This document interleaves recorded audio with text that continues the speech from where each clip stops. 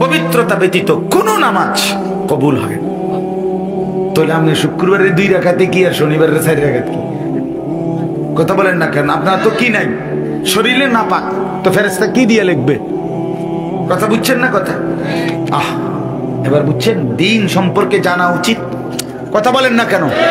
জানা উচিত কিনা বলেন?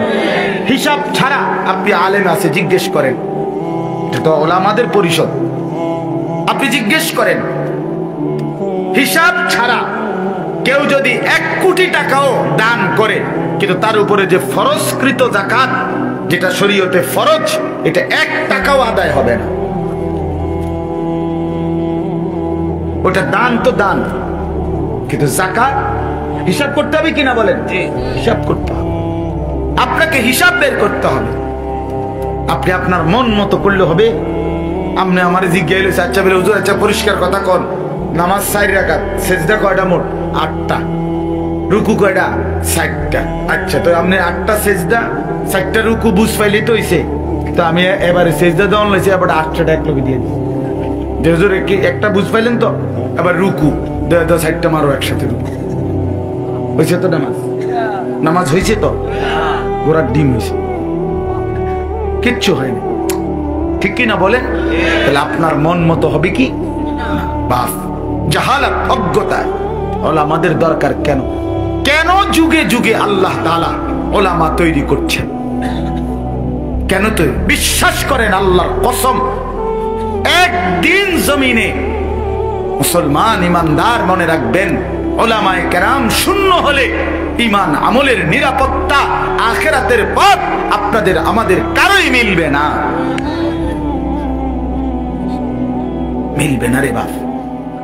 ওলামায়ে কেরাম থেকে বিচ্ছিন্ন হয়ে সফলতার মঞ্জিল, আখিরাতের সন্ধান, জান্নাতের পথ কেউ পাবে না, কেউ পাবে না, কোনদিনও না। মোবাইল টিপ্পা আখিরাত মিলবে না, ফেসবুক টিপ্পা আখিরাত মিলবে না। আখিরাত মিলতে হবে ওলামায়ে কেরামের সান্নিধ্যে, ওলামায়ে কেরামের সোহবতে। ফাসআলু আহলাদ যিকরি ফানজুরুনা, আল্লাহ বলে নাই ফানজুরু, তোমরা কিতাবে দেখে নাও শুধু, না না, ফাসআলু আহলাদ যিকরি, জীবন্ত জীবিত কোন ওলামা, আমার শরণওয়ালা, আমার মুত্তাকি আল্লাহওয়ালা কোন আলেম থেকে, ইন কুনতুম লা তা'লামুন, তোমরা যা যা জানো না তা জিজ্ঞেস করে নাও, জিজ্ঞেস করে নাও। নবীজি জিজ্ঞেস করছে, বলছে ইন্নামা শিফাউল আইয়ি আস-সুআল, নিশ্চয়ই অজ্ঞতার, না জানার চিকিৎসা আলেমে দ্বীন, জাননেওয়ালার কাছে জিজ্ঞেস করে নাও। আপনাদের জন্য অসাধারণ নাম নির্বাচন করছে ছেলেরা, নওজোয়ান আলেমরা, সাবিলুস সালাম ওলামা পুরুষ, একেবারেই তো অনেক সুন্দর নাম। এই নাম আমি তো আর দেখিই নাই কোনো সময়। শান্তির পথ এটা, আলহামদুলিল্লাহ। তরুণ আলেম, নওজোয়ান আলেম আপনাদেরকে নিয়ে ফিকির করছে, ভাবতেছে, ছোট্ট হোক, অল্প হোক, সীমিত পরিসরে হোক, কিন্তু ইখলাস ও তাকওয়া থাকলে একদিন আগায় যাবে, কোনো সন্দেহ। এই মাওলানা মামুনুর রশিদ আমার আগে, মূলত তার পেরেশানির কারণেই আসা, যথেষ্ট পেরেশানি, বাকিদের সাথেও আমার কম বেশি পরিচয় আছে। সবাই ফিকির করেন, আল্লাহ তাআলা আপনাদের প্রত্যেকের ফিকিরকে কবুল করে নেন উম্মতের ইসলাহের জন্য। এটা তো সিফাত। ওলামায়ে কেরাম একই সাথে রাসূলুল্লাহ সাল্লাল্লাহু আলাইহি সাল্লামের ইলমের ওয়ারিস, তো রাসূলুল্লাহ সাল্লাল্লাহু আলাইহি সাল্লামের চোখের পানিরও ওয়ারিস। উম্মতের জন্য নবী যে পেরেশান ছিলেন, মুতাওয়াসিল আল আহজান দাইমাল ফিক, এটারও ওয়ারিস। নবীজি সারাক্ষণ চিন্তিত থাকতেন, নবী সারাক্ষণ ফিকিরে থাকতেন, ফিকির করতেন, কোনো না কোনো ভাবনা ভাবতেন। আর কি করা যায়, আর কি করা? কোরআনে আছে নূহ আলাইহিস সালাম বলছে 950 বছর কোরআনুল কারীমের দৃশ্য দেখেন, মসজিদের কোরআন, কোরআনুল কারীমের দৃশ্য দেখেন, হাজার হাজার লক্ষ লক্ষ মসজিদে আল্লাহর কোরআন এমন অবহেলিত, লক্ষ লক্ষ মসজিদে যে জায়গা দিয়ে কোরআন শরীফ রাখে, আপনার আগরবাতির বাক্স, মেসবাতি, মোমবাতি, ব্যাটারির বাক্স, কথা বুঝছেন, আপনার জারুর পলিথিন ইত্যাদি, মানে যতগুলো অপ্রয়োজনীয় জিনিস, ফালতু জিনিস, এডি কোরআন শরীফ জান দিয়া তুই লাগে সাড়ি মাটি দেখবেন হ্যান দিয়া। অর্থাৎ এরা যেন বুঝাইছে মসজিদ কমিটি, আমরার মসজিদের যত অপ্রয়োজনীয় জিনিস এড়িয়ে দিচ্ছে। অতএব এটা অনেক বড় জুলুম। মুহিউস সুন্নাহ হযরত মাওলানা শাহ আবরারুল হক রাহমাতুল্লাহ আলাইহি হারদুই হযরত আজীবন মেহনত করছেন কোরআনুল কারীমের মাসহাফ, মানে কোরআনের এই কপি, এগুলোর সম্মান, এগুলোকে গিলাফে মোড়ানো, এগুলোকে আদর করা, এগুলোকে যথাযথ সম্মান যত্ন নেওয়া। আমি আজকেও এই অনুরোধ করব, আপনারা সাবিলুস সালাম ওলামা পরিষদ, আপনারা উদ্যোগ নিয়ে এই মসজিদের সমস্ত কোরআনে গিলাফ লাগাই। আমি 500 টাকা দিব ইনশাআল্লাহ, এক্ষুনি দিয়ে যাবো আপনারা, বাকিটা আপনারা মিলাইয়া দিবেন। আমার মাদ্রাসায় আলহামদুলিল্লাহ, আমি তো আমার মাদ্রাসার একজন হাফেজ সাহেবকে দায়িত্ব দিছি, পুরা মাদ্রাসার মধ্যে একটা কোরআন শরীফ যদি কোনোদিন গিলাফ ছাড়া, আমি ইনশাআল্লাহ এখন চলেন গিলাফ ছাড়া কোরআন শরীফ নাই আমার মাদ্রাসা, বলছি যদি কোনোদিন গিলাফ ছাড়া কোরআন শরীফ দেখি তো আপনার বেতন থেকে কাটা যাবে, সাফ কথা। এরপরে বলছি, প্রয়োজনের অতিরিক্ত আপনি কোরআন শরীফ নিবেন না মাদ্রাসায়। ওই আপনার বিপদ, আপনার বেডির সিজার, আমরা 2টা কোরআন শরীফ বানাতে পারছি, এটা কি মান্নতের কিতাব? হ্যাঁ, কোরআন শরীফ মান্নতের জন্য নাজিল হয়েছে, কোরআন শরীফ জিন্দেগীর জন্য নাজিল হয়েছে। কথা বলেন না কেন? হুদাল লিন্নাস, এটা মানবতার হেদায়েত, মানবতার হেদায়েত। স্ত্রীর সিজার, তো এই সময় কি করতে হয়, আল্লাহকে কিভাবে ডাকতে হয়, আল্লাহকে সেজদা দিতে হয়, সেই বিধানে না জানা দরকার ছিল। যে পেরেশান অবস্থায় নবী কি করতেন, ইজা হাযাবাহু আমরুন ফাযাআ ইলাস সালাহ, স্পষ্ট হাদিস। নবী সাল্লাল্লাহু আলাইহি সাল্লাম যখনই পেরেশান হতেন সাথে সাথে নামাজের জন্য ছুটতেন। হযরত আনাস রাদিয়াল্লাহু তাআলা নুকে জিজ্ঞেস করছে, নবী সাল্লাল্লাহু আলাইহি সাল্লামের জামানায় আপনারা ঘূর্ণিঝড় অথবা তুফান দেখলে কি করতেন? উনি বলতেন, আরে আল্লাহর বান্দা, আস্তাগফিরুল্লাহ, বলো কি তুমি? ঘূর্ণিঝড় তুফান দেখলে নবীর জামানায় কি করতাম আমরা? মানে আমরা তো নবীজির জামানায় আকাশ অন্ধকার হলেই, শুধু আকাশ কালো হলেই মসজিদে ছুটে নামাজে দাঁড়িয়ে যেত। ঘূর্ণিঝড় তার পরের খবর, এর আগেই তো নামাজে দাঁড়ায় যেত। বিপদের ঘনঘটা দেখলেই আমরা নামাজে দাঁড়াইতাম। করণীয় তো ছিল এইটা। আপনি দি কোরআন শরীফ 2টা মসজিদে দিছি, এটি জমাইতে জমাইতে জমাইতে আপনার অবহেলার সাথে পড়ে আছে। খোদার 10 বছর চলে গেছে, এমনও কোরআন শরীফ যে কোরআন শরীফে কেউ কোনোদিন আর হাত লাগায় না। আহা, হাসরের ময়দানে কোরআন বলবে, আল্লাহ এই মানুষগুলোকে জিজ্ঞেস করেন, আমাকে ছাপাইলই বা কেন, আর আমাকে পড়লই না বা কেন? আল্লাহর রাসূল বলবে, কোরআনে আছে সূরা ফুরকানে, وقال الرسول يا ربي إن قوم اتخذوا هذا القرآن مهجورا। আল্লাহ বলেন, রাসূল বলবে, রাসূল নবীজি হাসরের ময়দানে বলবে, ইয়া রব্বি ইন্না কওমি, হে আমার রব, আমার জাতি, ইত্তাখাযু হাদাল কুরআনা মাহজুরা, তারা এই কোরআনকে নিজেদের জীবন থেকে পরিত্যক্ত করে দিয়েছে। বুড়া বেড়া নিজে চাইয়া পড়তে পারে না, এরপরও আরেকজন রে বলছে, চাই কদ্দুর শোনাও, চাই খবরের কাগজে কি লেখছে, আজকের খবরটা কিতা কদ্দুর কও চাই। আপনি কেন একটা বার বললেন না নাতিকে, বাপ আমি তো আল্লাহর কোরআন পড়তে পারি না, তুই কদ্দুর শোনাও না, আমার মালিক আমারে কি বলছে।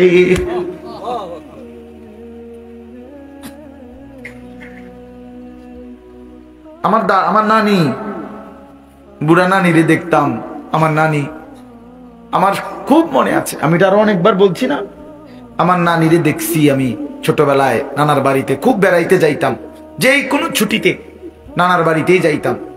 ছোট মামা মামি খুব আদর করতেন, নানি আদর করতেন। তো নানার বাড়ি গেলেই নানি, প্রথম দেখা করলেই নানি বলতো, নাতি, নানি রে ওগা সুরাত তর্জমা শোনাও না।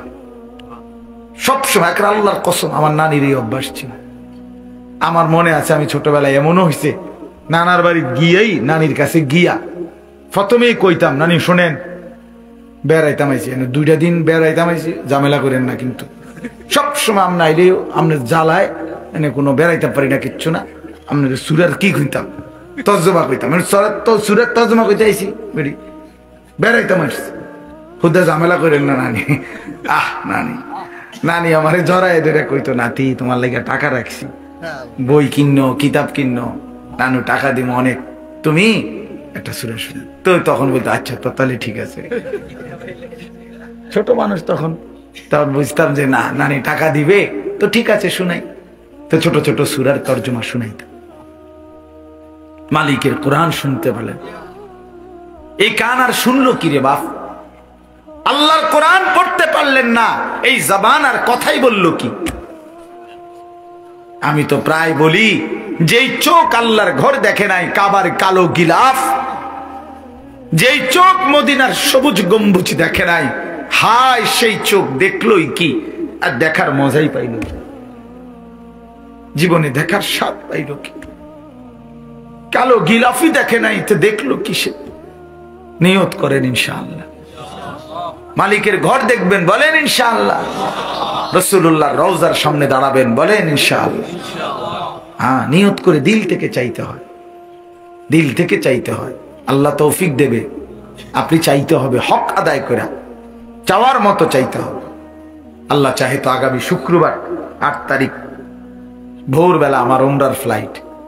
আমার শায়েখ আল্লামা মুফতি মুশতাকুর নবী কাসেমি, আমার খুলনার হযরত আরিফ বিল্লাহ হযরত মাওলানা মুফতি নুরুল আমিন সাহেব এবং আরো অনেক ওলামা, সাধারণ শ্রেণীর মানুষ সহ আমরা আল্লাহর ঘরে যাব ইনশাআল্লাহ।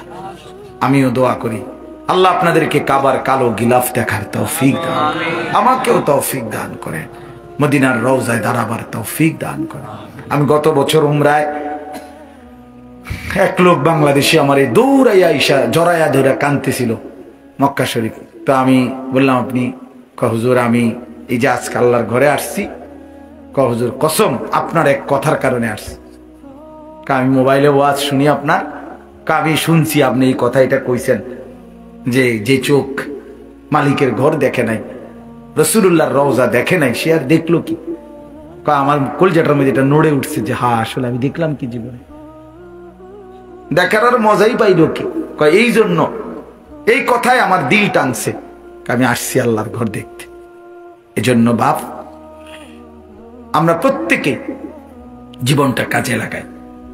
তো শেষ কথাটা হইল দালালাত, যেটার কারণে বলছিলাম জাহান্নামে যাওয়ার 3টা কারণ। একটা হলো গাফলত, খামখেয়ালি, আরটা হলো জাহালাত, কোরআন সুন্নাহর অজ্ঞতা, না জানা। এই যে আল্লাহর কোরআন জানতে চান না, শুনতেই চান না, ফাও ধরল। কত বুড়া মানুষ আছে, যদি তার ফাওটা ধরে আপনি গইরা নবেলে চাচা আপনি আমি ফিরি ফরামো, আপনি দুগা সুরা ঠিক করেন না, হে বয়স কি আর আসেনি, চললে দে না, বুঝি কথা বালাই কইছো নাতি, ঠিক কথা ঠিক হুজুর, আমরা বালা লেগেই তো কন, কিন্তু পারি না। শেষ মানে আমনের এই পুরা ওয়াশটার মধ্যে ফানি ঢেলে দিবেন, বুঝলেন না কথাটা? আপনার পুরা মেহনতটার উপরে কি করে দিল, পানিটা ঢেলে দিল। আর দিল শেষ, মারি না, পারে না বেটা। আর যদি আপনি চা খাবেন, দেও না, কিতা করুম আর না।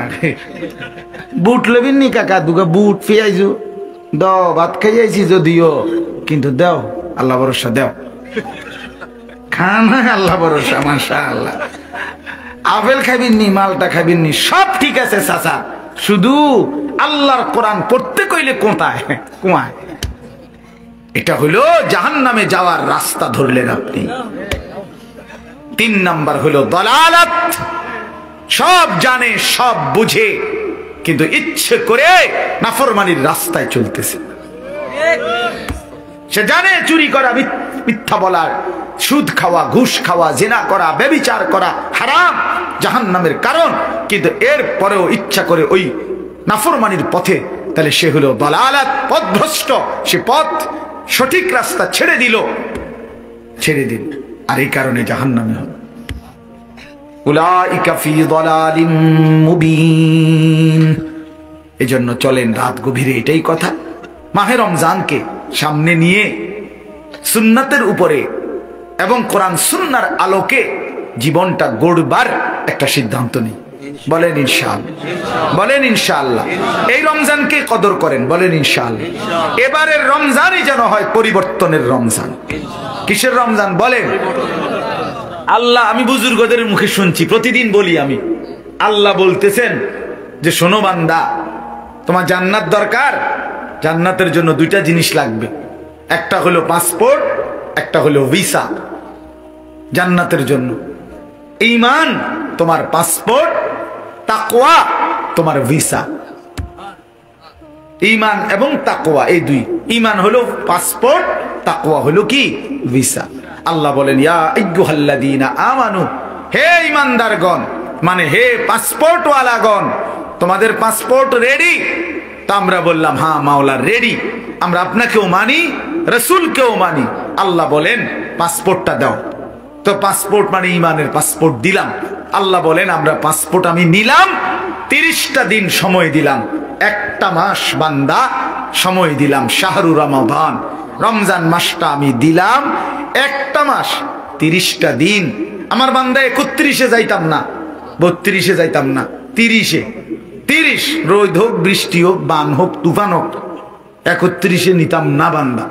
30 দিনে অথবা আমি চাইলে 29 দিনেই তোমার ঈমানের পাসপোর্টে তুমি 30টা দিন গুনে গুনে সমস্ত গুনাহ, নাফরমানি, অশ্লীলতা, হারাম, বেপরদেগি ছেড়ে দাও। 5 ওয়াক্ত নামাজ, রাত্রিবেলা 20 রাকাত পূর্ণ তারাবি, ইফতার, সাহরি, তেলাওয়াত, জিকির, দোয়া, কান্নাকাটিতে ডুবে থাকো, ইবাদত। বান্দা 30 দিনের মাথায়, 1 মাসের মাথায় তোমার ঈমানের পাসপোর্টে লাআল্লাকুম তাত্তাকুন, তাকওয়ার ভিসা লাগায়া জান্নাতের ফ্লাইট ধরায় দেব।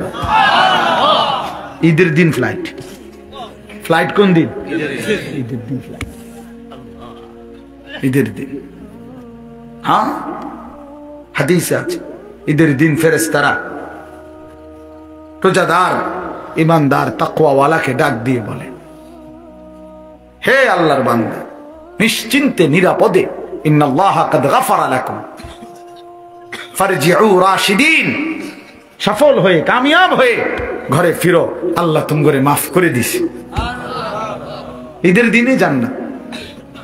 এজন্য ইনশাআল্লাহ রমজানকে সামনে নিয়ে নিজের ভালো, নিজের কল্যাণ, নিজের পরিবর্তনের আশায় জীবনটা কাজে লাগাবো। বলেন ইনশাআল্লাহ। সর্বশেষ কথা হলো, কদর করলেও হায়াত শেষ হবে, কদর না করলেও হায়াত শেষ হবে কিনা বলেন? হাসলেও রাত যাবে, কাঁদলেও রাত যাবে। বাসর রাতও ভোর হয়, ফাঁসির রাতও ভোর হয়। কুল্লু মরিইন মুসাব্বাহুন ফি আহলিহি ওয়াল মাউতু আদনা মিন শিরাকি না'লিহি। আবু বকর সিদ্দিক রাদিয়াল্লাহু তাআলার কথা শের। প্রত্যেকটা মানুষ আরামে আয়েশে ফুর্তিতে তার পরিবার নিয়ে সময় কাটাচ্ছে, অথচ তার জুতার স্যান্ডেলের ফিতার চাইতেও মৃত্যু তার অতি কাছে। হযরত আবু বকর সিদ্দিক বলছেন। এক বুজুর্গ আমির ইবনে কাইস রাহমাতুল্লাহ আলাইহি, এক লোক বলছে, হযরত আপনার সাথে একটু কথা বলতাম। হযরত জিজ্ঞেস করছেন কি বিষয়? বলছে না এমনি কোনো দরকারি বিষয় না, এমনি একটু কথাবার্তা আর কি, এমনি। হযরত বলছে তুমি সূর্যটাকে যদি তার জায়গায় কিছুক্ষণ সময় স্থির রাখতে পারো, তাইলে আমি ওয়াদা দিলাম তুমি যতক্ষণ গল্প করতে চাও গল্প করতে রাজি। আগে কি করো? সূর্যকে থামাও, সময়কে থামাও। সময়কে তুমি থামাইতে পারবা না, কাজেই আমি আমার হায়াত এই গাফলতের কাজে কি করব না, ব্যয় করব না। অতএব আমরা প্রত্যেকে ইনশাআল্লাহ নিজেদের জীবন সুন্দর করব। ঠিক আছে ইনশাআল্লাহ।